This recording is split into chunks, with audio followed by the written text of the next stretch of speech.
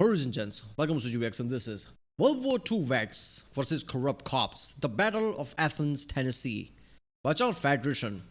There's Athens in Tennessee. This is like, there's a lot of other inspired names in USA, right? New York, there's a York in England. I'm pretty sure there's a Harlem in France or something, I don't know. So yeah, that's how it goes. Like even Americans are surprised when they go for foreign trips. Like, oh, it's like that. I didn't know that. This is going to be interesting. I'm feeling this is going to be Hollywood level shit. World War II vets goes against corrupt cops. Basically, action movie featuring Dwayne Johnson. That's what this is going to be. I think I missed 2 or 3 videos from Federation since I think India-Pakistan conflict, and then just like my schedule gone all haywire. And yeah, I just did the Europe video. I don't know if I'm gonna post that before this or not. But yeah, there's a Europe video like traveling guide, which was interesting. So yeah, let's watch this one.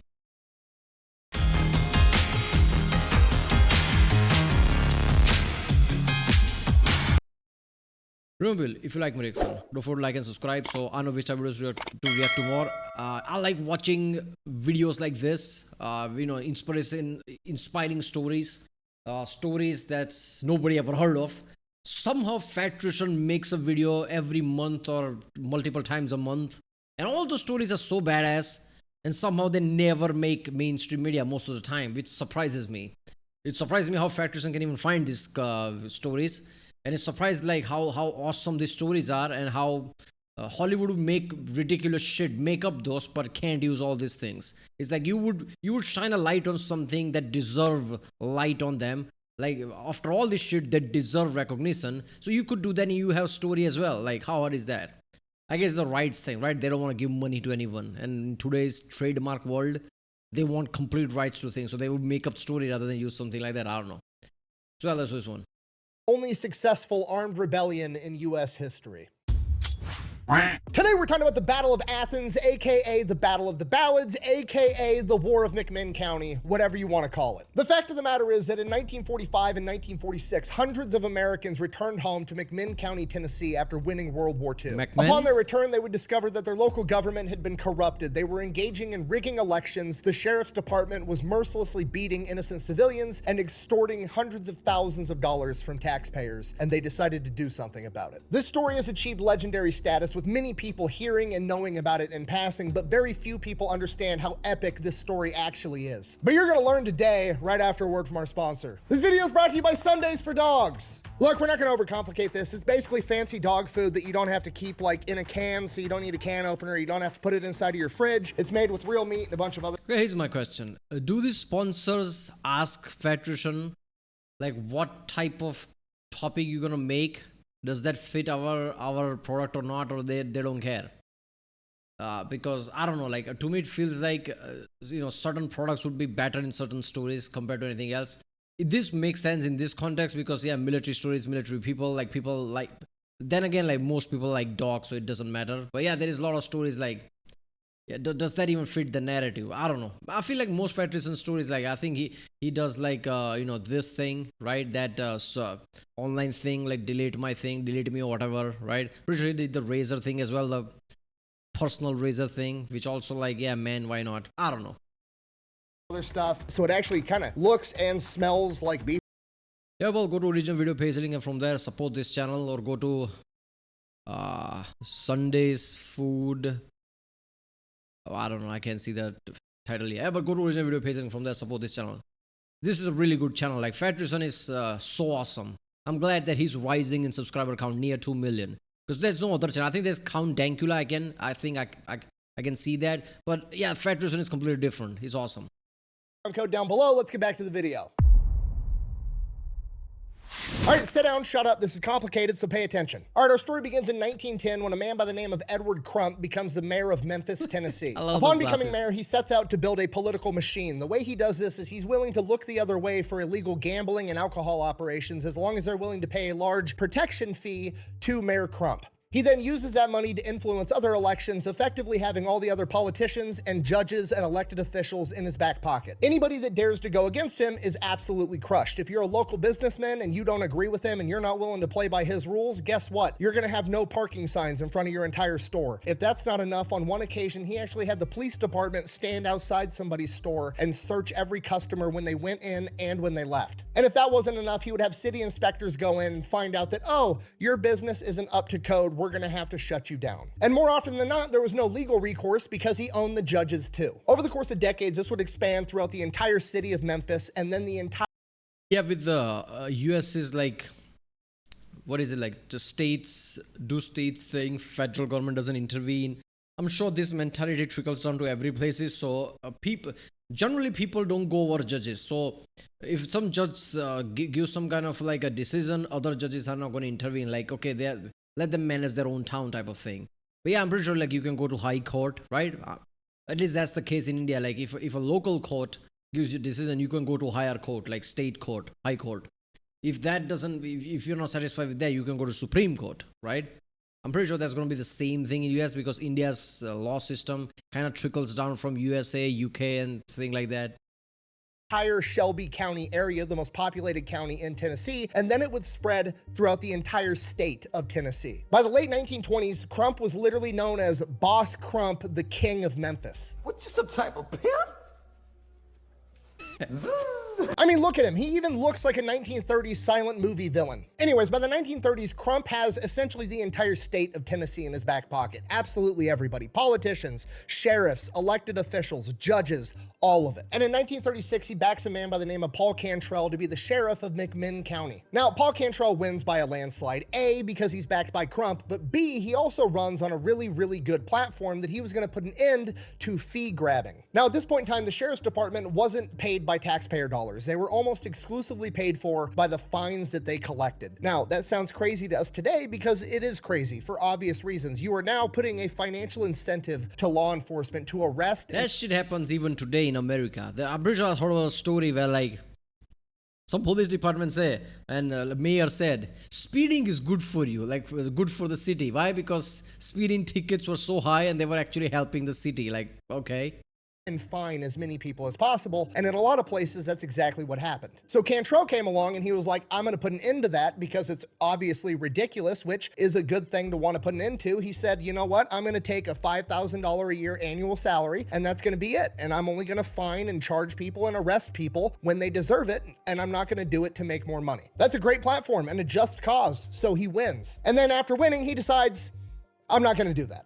I lied. So the McMinn County government steps in and is like, no, you ran on that platform. We're going to go ahead and make it a law that you're going to take this $5,000 a year salary, just like you said you would, and that's going to be that. So Cantrell ends up filing a lawsuit suing the county, and he wins because he's backed by... Oh, hold up there. Hold up there. All politicians lie. Why you are holding me accountable? Yeah, you said that. So many people said many things. Like you can't hold me accountable for what I ran for, what my slogan was. No, I'm not doing that. How do you defend that shit? Seriously. Crump, so now he's allowed to keep fee grabbing, and he takes it to an absolute extreme. Anybody that was arrested for anything was charged a minimum of $16, and that was the fee for getting arrested, getting driven to court. I'm surprised that people that are living there didn't just came out in protest, because that's the most democratic thing you can do. If people are just bending rules and abusing power, you have power of protest. That would be, you can basically change things overnight. Because in the end of the day, this is democracy. You don't have to worry about government clamping down on you. It's a democracy, right? Even your senators, basically, and Congress people that you elected, eventually would see that wind is shifting and they would be on your side. Would certainly change. Even with pro-Trump thing in his first run, the congressmen realized like how their people were kind of getting pissed off at Trump, and they literally changed and attacked Trump themselves, right? People are forgetting first Trump's run. By the end of it, Republicans were kind of attacking Trump because of this. Being booked, going through the whole process. $6 went to the arresting officer, and the other 10 went into the sheriff's department and the court system. To put it into perspective, $16 at this point in time is about $300 today.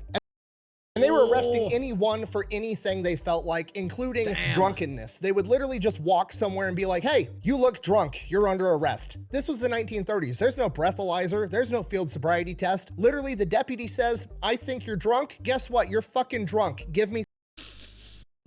That is wild. That's just how my breath smells. No, that's alcohol and heroin together.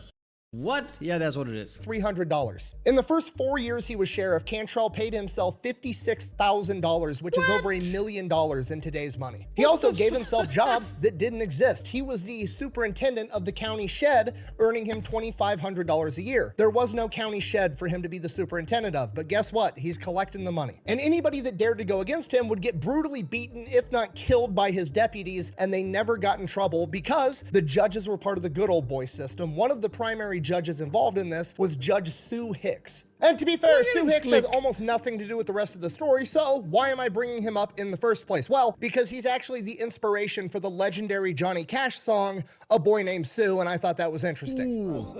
My name is Sue. How do you do? How you gonna die?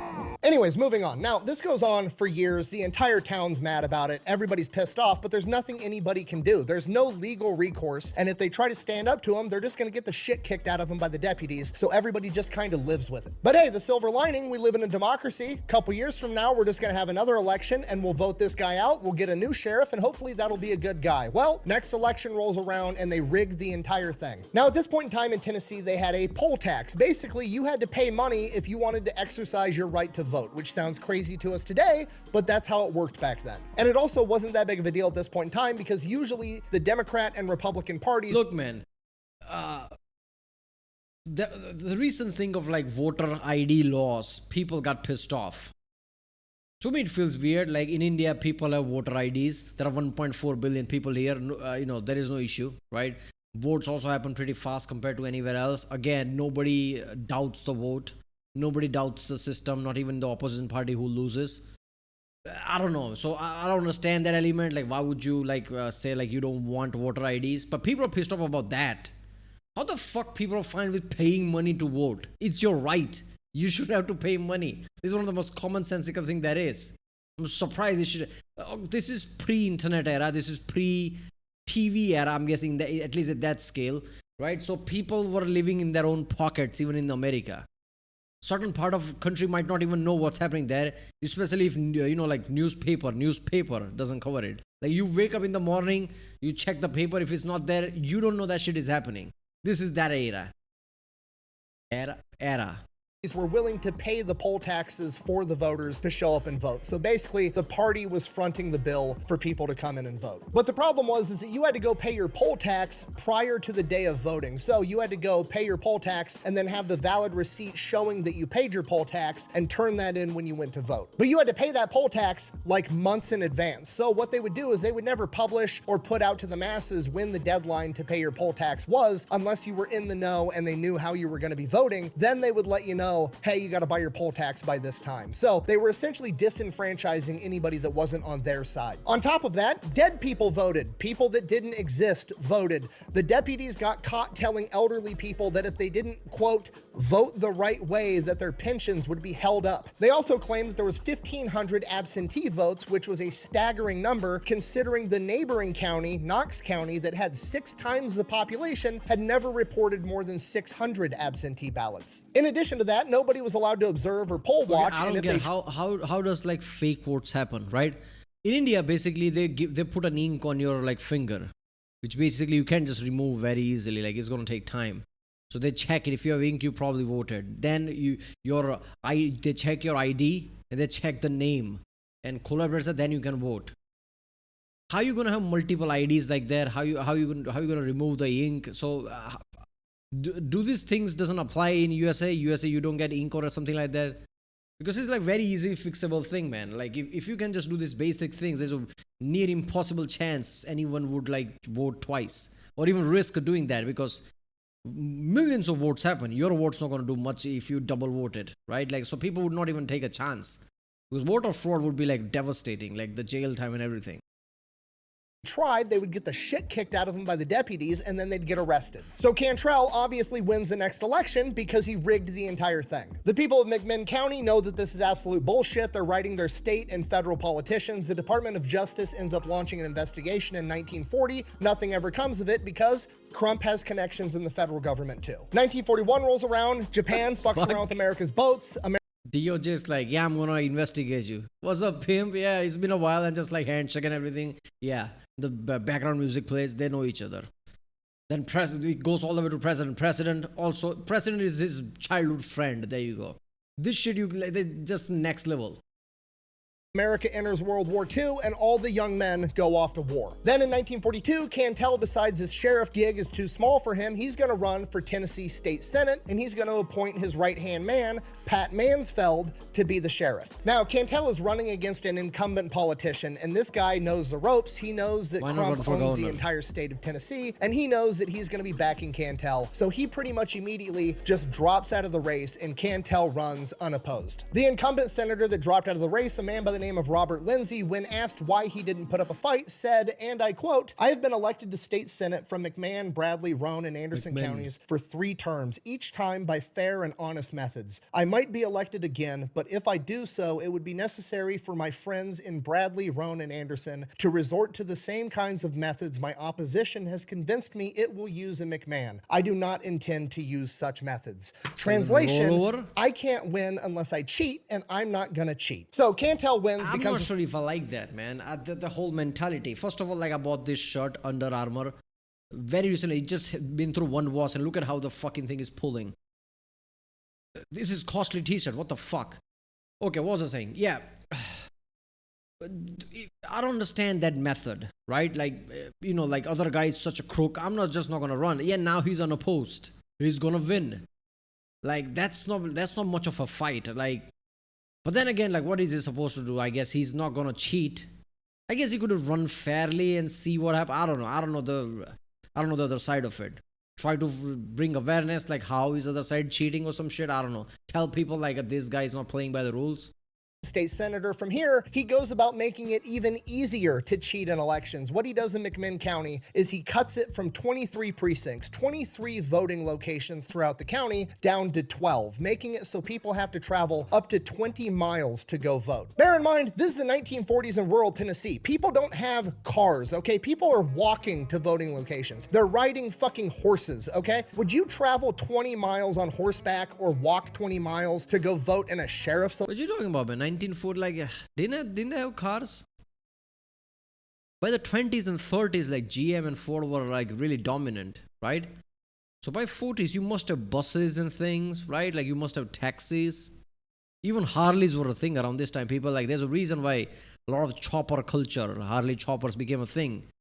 Because like, I'm pretty sure government gave all the soldiers Harleys in World War II. So I don't know. Election? Probably not, especially if you had to pay money and you didn't know when you had to pay the money and you don't have the fucking receipt. If I ain't getting down there, it ain't worth it. In addition to that, now that he's cut it down to 12 precincts instead of 23, now he can have more armed thugs there to intimidate people as they go to vote to make sure they're voting the right way. From here, 1942 election rolls around. They rig the entire thing. Pat Mansfield wins. DOJ investigates, comes up with nothing. 2 years later, same exact thing, 1944. They rig the election. DOJ investigates. Nothing gets done.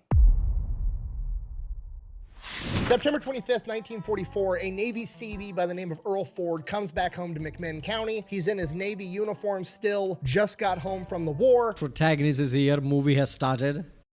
Played by Tom Cruise, no, Brad Pitt, whatever. You choose it. Tom Cruise, Brad Pitt. There you go. This shit is become like, allow the title now. After hearing all this background of corruptness, World War II vets versus corrupt cops, it's going to be awesome. And he decides he's going to go out to the bar and have a good time in his military uniform. Now, to a normal person like you and me in 1944, seeing somebody in their Navy uniform coming home to the bar, you would probably think in your head, oh, it's a war hero coming home from the war. That's what a normal, sane, decent person would think. But to the deputies of McMinn County, all they saw was dollar signs because they know that he probably has a ton of money because he's been racking up and saving the entire time he was in military service, and they're going to arrest him and fine the shit out of him so they can make money. Upon leaving the bar, what a bunch of...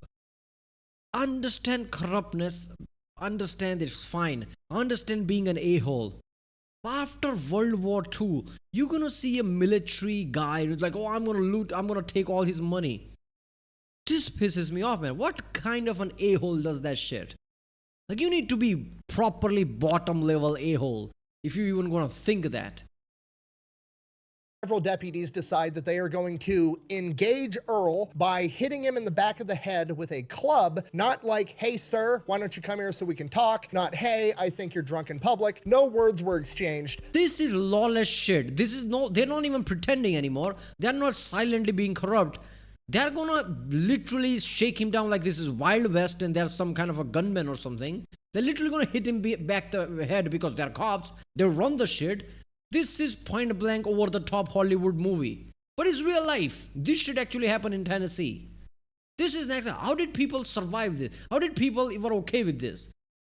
If they're doing this shit to this guy, which means they've already done this to many people. How did people even get pissed off like this is too much shit, man? Cops not even pretending anymore.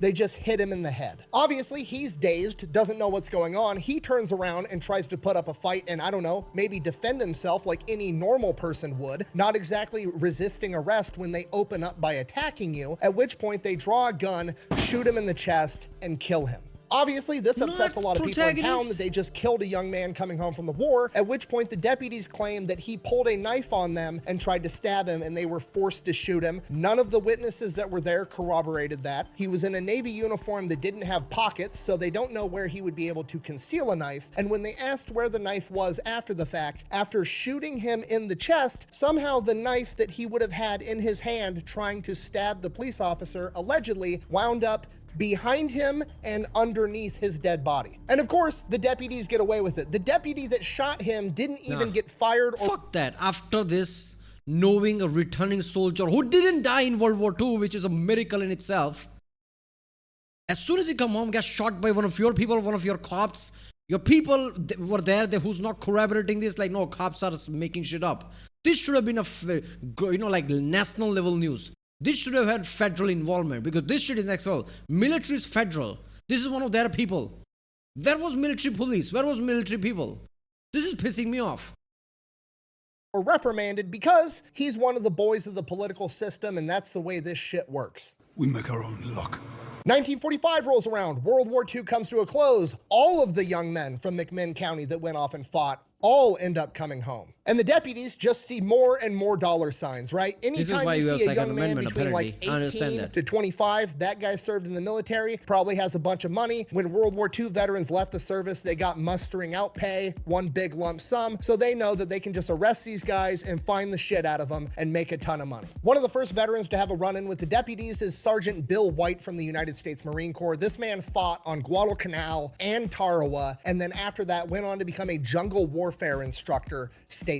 His dad sends him over to the rationing board because it's World War II, just got over, they still have all these rationing committees. They're rationing rubber, sugar, gasoline, all kinds of things that people need. You have to have ration stamps and everybody's only allowed to get so much. So dad sends his son Bill down to the rationing board to get 5 gallons of gas. Rationing board is like, no. And Bill's like, all right. So he goes to his buddy who had been in town longer and is like, hey, the rationing board basically just told me to fuck off when I wanted to get some gas. What's the deal? And he goes, oh, there's a deputy at the rationing board. You need to go pay him off and then he'll wave you through and the rationing board will give you whatever you want. So Bill goes over to the deputy, pays him $5. Deputy waves it off. He gets his 5 gallons of gas and he leaves. And Bill watches the deputy pocket the money. Bill has no idea what the fuck just happened. He's thrown off. So he goes home and tells his dad, who was a Cav scout in World War I, this story. And his dad's like, yeah, that's just how it is here now. And his dad proceeds to tell him this story about how he was on lunch break from work and he had a bottle of milk that he was drinking out of his lunch pail. And the deputy showed up, sniffed his milk and said there was alcohol in it and arrested him for being drunk and fined him $16, which was almost a week's pay for him. So Bill's pretty pissed off, obviously. And within a matter of months, pretty much every veteran that had returned home from the war was equally as pissed off.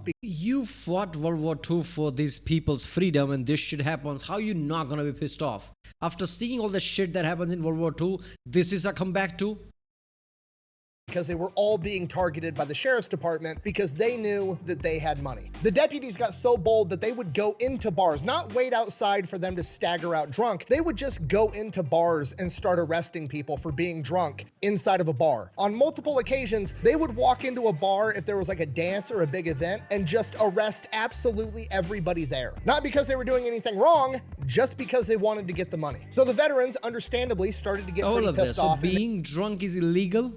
I thought it was like, I don't know, like breaking some kind of law while being drunk would be the illegal part, because drinking is legal. So if you're going to drink, you're going to be drunk. You can't drive, okay? You can't cause issues. You can't jaywalk. I understand all that.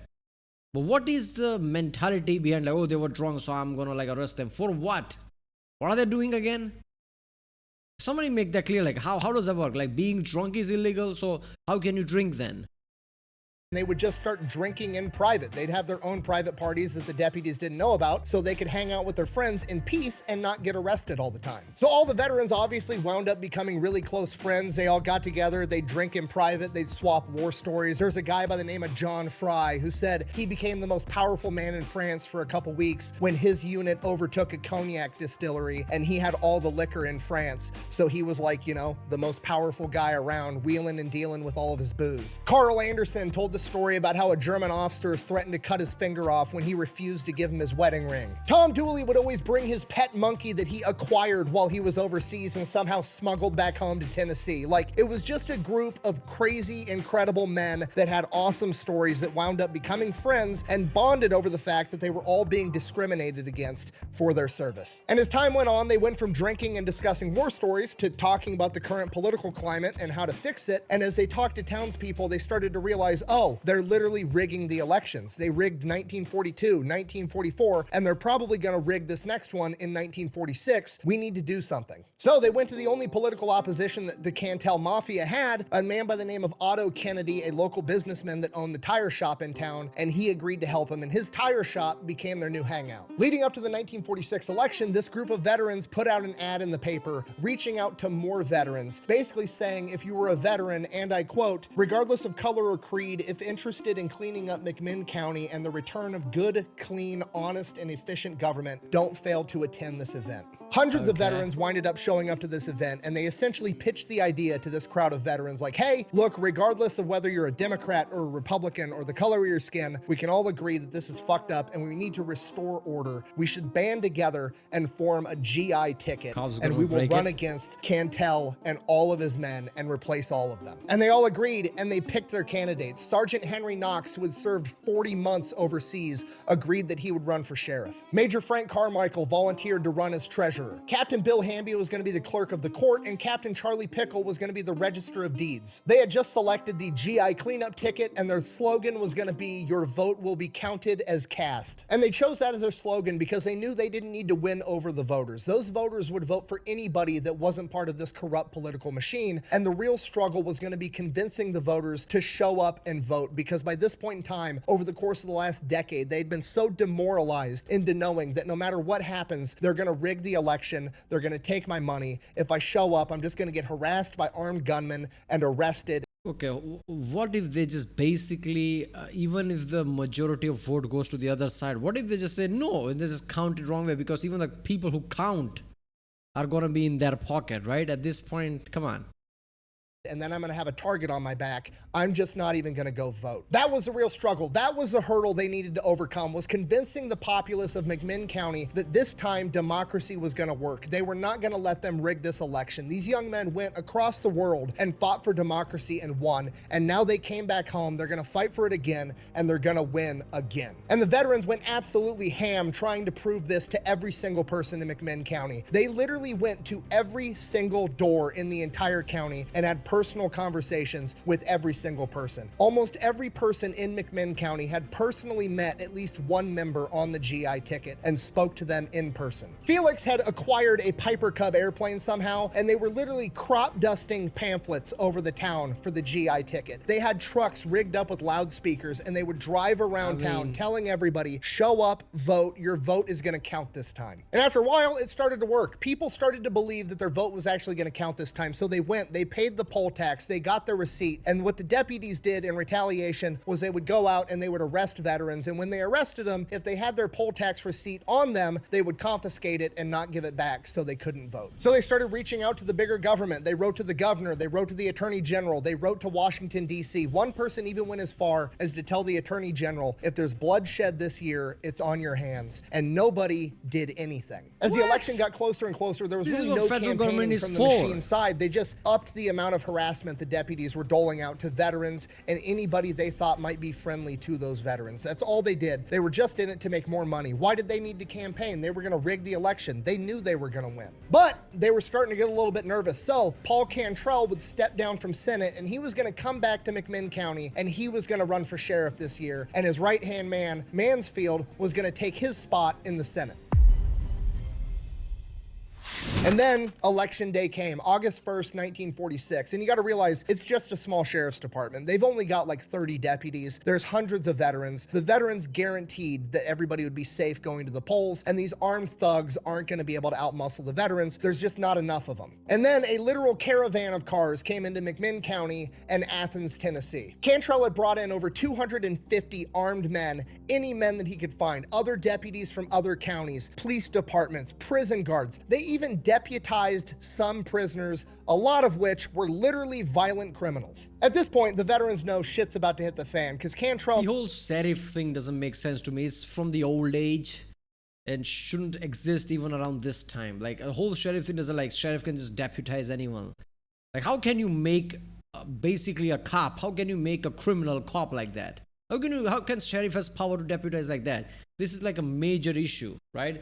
I'm pretty sure sheriffs still exist to this day, like in small towns. Like, just have like how major cities have like police department, like structure like that. Why is sheriff thing is still surviving? Now has 250 armed men manning the 12 precincts. They are going to intimidate absolutely everybody. So the GIs got together and issued a statement over the radio to the people of McMinn County. Quote, "Go to your precincts, vote, and stick around all day to hear who wins. This is not old Germany. Hitler is not telling you how to vote. Don't be bothered by any scare campaign. Cantrell's henchmen may try. You will be safe at the polls, and your vote will be counted as cast." The polling locations open up at 9 a.m. and in Athens, Tennessee, the county seat where most of the voting is going to be taking place, there's 3 voting locations: the Dixie Cafe, the Waterworks, and the courthouse. And at every single location, there is hundreds of people standing outside at 9 a.m. waiting to vote. Lines literally wrapping around the block. This is going to be a record-breaking election. And as soon as the polls open, shit hits the fan immediately. The armed thugs are intimidating everybody. They're only letting people in small groups so they have control and intimidation. They're not letting anybody stick around to poll watch to make sure things are being done correctly. They're actively rigging the election and everybody knows it. And then one of the deputies by the name of WWII decides he's not going to let an elderly black gentleman by the name of Tom Gillespie vote. Tom isn't putting up with it. He's put up with enough shit his whole life. He's a black guy in the 1940s in the South. Like, he's seen some shit. He's not putting up with shit from this deputy. So he's like, no, I'm going to vote. It's my right. He goes to do I hear Samuel Jackson already with his like angry, I've had enough of this shit. it, and WWII proceeds to assault him with brass knuckles, and the situation devolves to him shooting Tom Gillespie. Now shit has officially hit the fan. Thank God Tom Gillespie survives, but that's not the point. The veterans said that you would be safe if you showed up and exercised your right as a citizen to vote, and these guys have now made the veterans a liar. Really? I'll fix that. So the 2 veteran poll watchers... Yeah, but don't veterans have guns? Like, this is America. Aren't you World War II veterans? You're soldiers. You're better than these idiots when it comes to combat. Just go with the guns. They're like, you're cops. I don't give a fuck anymore. Like, we all know you're not much of a cop. Do anything, I'll shoot your ass. I don't care if you're a cop. Like, this shit has become like chaotic, then let's make it chaotic. I guess that's what's gonna happen now. That were there at the waterworks when Tom was shot, Ed Vastel and Charlie Scott, confront the deputies. They end up arresting them and bringing them into the waterworks and tying them up. Other veterans start showing up, demanding that they release the veteran poll watchers. Guns start getting pointed, at which point Ed and Scott decide, you know what? Fuck this, we're gonna free ourselves. They get out of their ropes. Scott throws himself at the glass door, bounces right back off it, hops back up again, throws himself to the glass door again, breaks through, gets all cut up from the glass. Him and Ed run out into the crowd with their hands up, hoping that's enough to not get shot, and disappear into the crowd. Now, obviously, Ed and Scott go back to Otto's tire shop, the GIHQ, and they're hanging out there. So Cantrell sends in 2 deputies to the tire shop, which is full of fucking World War II veterans, to arrest Scott and Ed. It's a bold strategy, Cotton. Let's see if it pays off for them. The veterans immediately and promptly disarm the deputies, beat the fucking shit out of them, tie them up, and throw them on a burn pile. Sheriff's Department, getting curious, doesn't hear from their deputies for a while, so what do you do when something doesn't work? Double tap, you do it again, right? They send 2 more deputies out awesome. to investigate. This is the video game thing, like one by one enemy goes through the door. Come here, come on. NPCs through the door. Promptly disarmed, get the shit kicked out of them, tied up, thrown on the burn pile with the other 2. Sheriff's Department doesn't hear from those guys for a while. That's fucking weird. Maybe we should send some more sheriffs out there to investigate. Double it! So they send a total of 4 deputies now out to a building full of World War II veterans in 1946. 3 of them get captured, disarmed, get the shit kicked out of them, and thrown on the burn pile, and 1 of them gets away. Cutting over to Otto Kennedy, he's been out of town all day trying to get the federal government or the state government to intervene to fix this situation. He shows back up to his tire shop, he sees 7 deputies tied up on a burn pile, and he's like, what the fuck is happening? The veterans explain everything, and he's like, nope, I'm fucking out. I didn't see anything. I don't know shit. I'm going home. You guys do whatever. The veterans then walk outside, basically onto Main Street in Athens. There's people all over the place, hundreds of people from McMinn County all around watching these events unfold. And they're just like, hey, who's got a couple of cars we could borrow? And these people are like, you know, they're on the GI's side. So people volunteer to let them take their cars. They then proceed to load these 7 deputies up into these cars, drive them out into the forest, strip them butt-ass naked, tie... I love how like they're just loading this deputy out. Everybody, all hundreds of people that are just whistling and looking around. Oh, nothing happening here. Everything's normal. Them to trees, whip them with hickory sticks, and then head back to the tire shop. 7 down, 243 to go. I'm sorry. Ow! I hate you. You're awful. And while that was going on at a different polling location, the deputies had arrested 2 veteran poll watchers, Bob Harold and Tom Dooley, because they confronted the deputies for letting people vote that didn't have poll tax receipts and even letting small children vote. They promptly beat up both the veterans and took them to jail. At this point, shit has completely hit the fan. There's journalists there with cameras. The deputies are arresting journalists. They're confiscating cameras. They're destroying film. They are in full cover-up mode to rig this election. From here, the deputies... I'm sorry, like there's certain things are protected by federal level. Arresting journalists, what is federal government doing, man? In the end, this is not a separate country. It's part of America. Like all this shit, like state control, state matters until a certain point. After that, federal government steps in. That's what federal government is for. How I guess they're so bogged down because of World War II and just like so out of manpower that they're not focusing on something. What is happening? Illegally closed the polls early. Then they refused to let anybody examine any of the ballots in the ballot boxes. They come out with a bunch of men with shotguns and high-powered rifles, and they take the ballot boxes into the jail, and they're not going to let anybody watch the count. And at this point, there's the aura of failure everywhere. They failed. They're going to go in there. They're going to count. Guns, they're going to mess up the count. They're going to rig the count. They're going to rig this election again. Veterans don't have guns? I don't understand that. Like, where are your rifles? Like, show up with rifles to whatever, 200 of them veterans, all of them with a rifle. Like, you want to fuck with American soldier? You sure you're going to win type of shit? Like, just have a standoff. Why not? The veterans failed after they guaranteed votes would be counted as cast, and there's nothing they can do about it. So the veterans go back to the tire shop. They go back to HQ, and they sit there and they wait. They just have to wait for the count to come out. They know what the results are going to be, but they wait. The townspeople are out on Main Street in Athens. They're waiting too, and it's just quiet. It's ominous. They lost. And then finally, Bob White stands up, the one from earlier, the Marine that fought in Tarawa and Guadalcanal. He's got a Purple Heart from being shot through the hip in combat. He is a jungle warfare instructor in the United States Marine Corps, and he's had enough of this shit. He stands up and delivers an impromptu speech, and I'm paraphrasing, but in essence, he essentially says, you all went overseas for 4 or 5 years of your lives and fought tyranny across an ocean, and now you're all just gonna sit here in silence and live in tyranny in your own home. We're not gonna put up with this shit. Yeah. Go home, get your guns, and meet back here. Now this should have happened before, man. After World War II, like the shit you've been through, Purple Heart. That Purple Heart means you've been through a lot of shit. Like this doesn't even count. This is probably not gonna be in your top 10. Like, why are you putting up with these idiots? These morons are not even at your level, man. Just like take your guns. Like, even if firefight breaks out, like all those idiots are gonna be screwed. The soldiers gonna be fine. The veterans get up, they go home, they come back with their guns. It's not much. They've got some hunting shotguns, hunting rifles, pistols, not nearly enough to confront the 55 armed deputies inside of that jail in a fortified fighting position. At which point Bob decides we're gonna need some more firepower. From here, they get up and they like, head you over. have like rifles. I'm guessing those. What is it like? So like M1 Garand style rifles, right? 308 rounds and shit like that. Shotguns, 12 gauge shotguns. Good enough. I get it, like they might have automatic weapons, but like, come on. These rifles are powerful. You can shoot from long distances.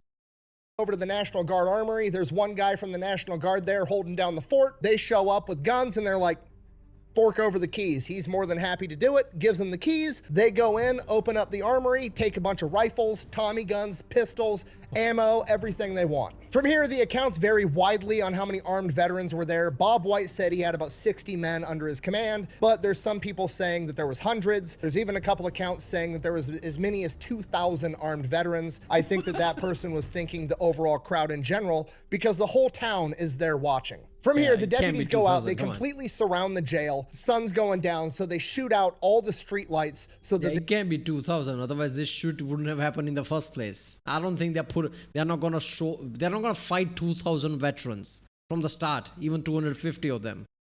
They bring 250 cops and things, they see 2,000 military veterans. They're like, you know what, let's not do this. So I don't think it would be 2,000.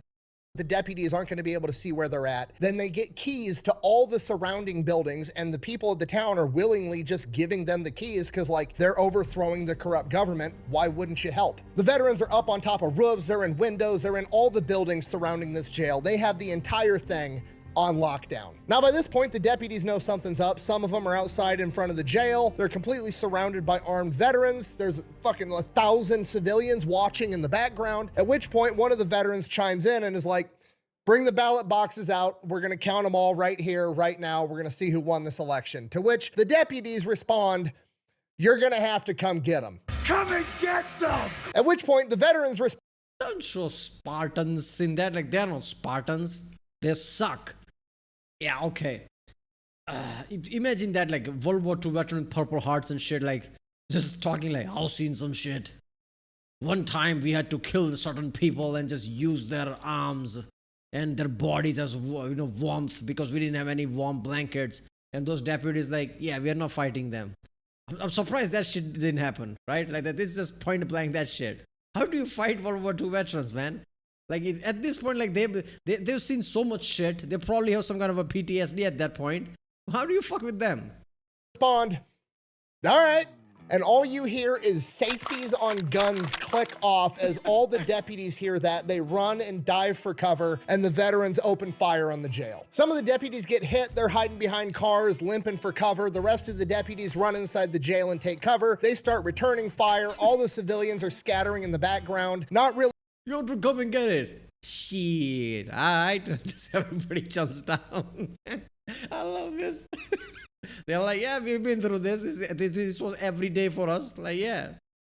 Leaving the scene. They're trying to find somewhere safe because they also want to watch this shit unfold, and it's just chaos. From here, a pretty intense firefight ensues, but the jail's basically impenetrable. It's made out of brick. All the veterans are behind covers. Not a lot of people are getting hit, but some people are getting hit by ricochets, birdshot, other things like that. As this firefight unfolds, the townspeople kind of get acclimated to being in a firefight, I guess, and get a little bit more brazen and start watching a little bit closer. Some of them take it upon themselves to go and vandalize all of the cop cars and overturn them. Veterans are flipping cars for more cover. It's just a complete shit show. After a while, the initial firefight dies down and it just kind of devolves into a standoff where they're taking pop shots at each other back and forth. Inside the jail, Cantrell and Mansfield are shitting their pants. They're on the phone. They're calling up the National Guard.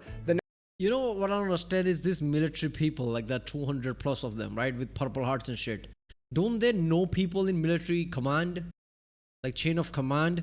Even though they are home, like, you know, like some, you know, sergeant, colonel or something like that, general, Don't they know someone that they could call, like, federal government's not doing anything? This asshole are literally rigging. I'm tired. We're going to do this. I'll appreciate if you help. I don't know, like, send a fucking tank or something. I don't know. Or send more literal troops here. Because you know us. We are one of you. We are just here like at home. But in the end of the day, these are like real soldiers. They're going to be called once again. If you're in military, you're a military soldier, even if you're in home. Right? Like, can they just do that? Like, federal government's not listening. Either you make them listen or you come for our help. National Guard's getting ready to mobilize. They call the sheriff of Polk County asking for backup. He promptly responds, "What are you, fucking crazy? No, get out of here. You did this to yourself. I'm not going to go fight a bunch of World War II veterans. No." So Mansfield calls Otto Kennedy. Kennedy picks up the phone, and Mansfield, still trying to sound tough, is like, "Otto, your boys are down here shooting up the jail. You need to come get them or we're going to take care of them." To which Otto responds, "All right, go get them." Hangs up. He just hung up on me mid-sentence. One of the veterans ends up finding out that the National Guard got called and they're going to mobilize, so he notifies the ringleader, Bob White, and Bob White is like, "All right, first things first, we're going to go cut the phone line to the jail so they can't do that shit again. Also, don't tell anybody else. It's going to take hours for him to get here. I don't need you making everybody scared. Keep that shit under wraps." From here, Bob's kind of like, okay, well, National Guard's going to show up eventually. We should probably hurry this shit up. We should have a couple of hours. Let's go get some gasoline and some glass bottles and make us some Molotov cocktails, see if we can't convince them to leave the jail. So the veterans make Molotov. Can they call National Guard themselves? They're like, okay, these are the assholes who are rigging the election. We are actually with the people. We are trying to fight back. People are with us. We are the Democratic side here. Right? We called federal government. We called you. None of you came for help. Then we had to take the guns. If you're going to mobilize, don't mobilize against us. We are the people. Can they do that shit? I guess that guy, that mayor guy probably knows the people in National Guard. That's why no one was coming in the first place. Cocktails, throw them at the jail. It's a brick building, not very effective. Fire burns out, not a big deal. Don't At you which have point, windows? one of the veterans is like, "I work for the county and we got dynamite in the county shed. You want me to go get it?" Fuck yeah, I do. While they're going to get the dynamite, they go and start rendering aid to some of the deputies that have been shot. I mean, they've been laying there for a couple hours moaning and groaning at this point. One of the veterans actually gives a direct blood transfusion to the deputy, despite the fact that he's, the enemy. It's not really his enemy. He's just doing what he has to do. And I think this is a cool part of the story where it's like, the veterans didn't want to do this. They were driven to do this. I mean, it's one of their people. This is civilian place, civilian area. In the end of the day, the guy in power is an asshole, not these people. So yeah, kind of makes sense. Imagine that once they get dynamite, they'll scream, "All right, the shit's about to hit the fan. You sure you want to stay inside? We have some dynamite here. We've been doing this shit all World War II. Like, you sure you're fine? Like, you sure you don't want to come out? Because we're going to use this dynamite." Want to cause as little damage as possible, and they're still caring about their enemy. Around the same point in time, an ambulance pulls up to start rendering aid. The veterans are thinking, okay, they've got some, injured people inside the building or whatever. We're going to let them get their injured out because, we're trying to do the right thing. We're good guys. And sure enough, Paul Cantrell and Mansfield take the opportunity to slip inside the ambulance and make a clean getaway, leaving all their henchmen behind. Nobody really realizes that at the time. The ambulance takes off. The dynamite shows up. They then proceed to blow up Mansfield's car. The crowd erupts in cheer. They love this shit. At which point the veterans yell into the jail like, "Come out or we're gonna start blowing this shit up." They respond with a couple of pop shots. Cool. Band 3 sticks of dynamite together, throw it onto the porch, blow the entire porch off the jail. After the smoke from that settles, the GIs yell in. The next one's coming through the window, at which point the deputies, the boss has already fled. "What the fuck am I doing here?" They're like, "Okay, stop shooting. We'll come out." The GIs are like, "Cool, come out with your hands up. We're all good." The deputies all file out with their hands in the air, begging not to get shot, at which point some of the GIs are like, maybe we should shoot them. And the crowd is like, fucking shoot them. The rest of the GIs are like, "No, we're not fucking murdering people. Knock it off." So nobody ends up getting shot. Cantrell and Mansfield. People is looking behind like, "What are you, pussy? I thought you were World War II veteran. Shoot him." It's like, yeah, shoot him. Like, "No, chill the fuck. Shut up. What are you doing? We can't murder people left and right. These are our own people." are missing. They refused to tell him where the hell they went. They found out later that he escaped in the ambulance. God damn it! Now at this point, you gotta remember, there's 2,000 civilians that have been getting the shit kicked out of them for the past 10 years by these deputies and being extorted, and the crowd kind of, moves in and has their chance to return the favor, which they absolutely do. And Wendy Wise, the man that shot the elderly black gentleman earlier, got a special amount of attention. The payback's a motherfucker, ain't it? He did end up surviving, and he later said that there was no hard feelings. Why would I have hard feelings? I'm still picking pieces of your ass out of my boot. Good one. So while that's going on, the veterans go inside the jail. They find a metric fuck ton of ballots that were pre-marked for Paul Cantrell. They find the real ballots. They take the real ballots out. They pick trustworthy people. They have them go count them. Then they continue searching the rest of the jail. They go back to where the actual jail cells are. There's 3 veterans in there. They break them out. And then there's 2 other people. One guy that got picked up the night before for being too drunk, and another guy that was in there for burglary, that have apparently just been having the worst time of their fucking lives. They had no idea what was going on the entire time. Stop blowing holes in my ship! So now the ballots are getting counted. They take all the deputies back into the jail, throw their asses in jail cells, and wait for the ballots to get counted. The results come in, the real results, and every GI won in a fucking landslide. From here, the crowd goes fucking nuts. It's a huge celebration. Everybody's happy. They've finally overthrown the corrupt government. The day is saved. After that, settles down a little bit. But hold up there. What if they just say like, oh, no. These people literally took the county with force. They rigged the election. They didn't win. Doesn't this taint the result? Because they could just claim to the federal government, no, they changed the result, and they are not the one. They are not the one who's supposed to count. So clearly, they are just like strong arming people. They can spin the narrative, can they? Lawyer chimes in and is like, okay, we can't fucking talk about any of this shit, by the way. I don't have a clue what you're talking about, Phil. Not a fucking clue. At this point, everybody's like, well, yeah, good idea. So not knowing what to do with, the 55 deputies that they had inside of a jail cell, they just kind of like took the ones that were messed up to the hospital, let the rest of them go, get the fuck out of our town. All of them, except for Wendy Wise, they kept him in jail, told him they were going to send him to prison as long as they possibly could. And while this is going on, Mansfield and Cantrell end up convincing the mortician in town to smuggle them out of town inside of a hearse, which is symbolic to say the least. Now at this point, it dawns on everybody, the work's not done yet. The National Guard still might be coming. We got to get ready. The whole town is on their side. Like, they don't want the National Guard coming in here overturning what they deem as a just election. They've all got guns, and they're like game to go to war with the National Guard to defend their right to vote. It's fucking crazy. Felix Harold takes off, gets in his Piper Cub plane. He's circling the town, conducting aerial reconnaissance, looking at all the roads into Athens and the county as a whole. And he's like, there's no major formations coming near us at all. There's not a single car on the road right now.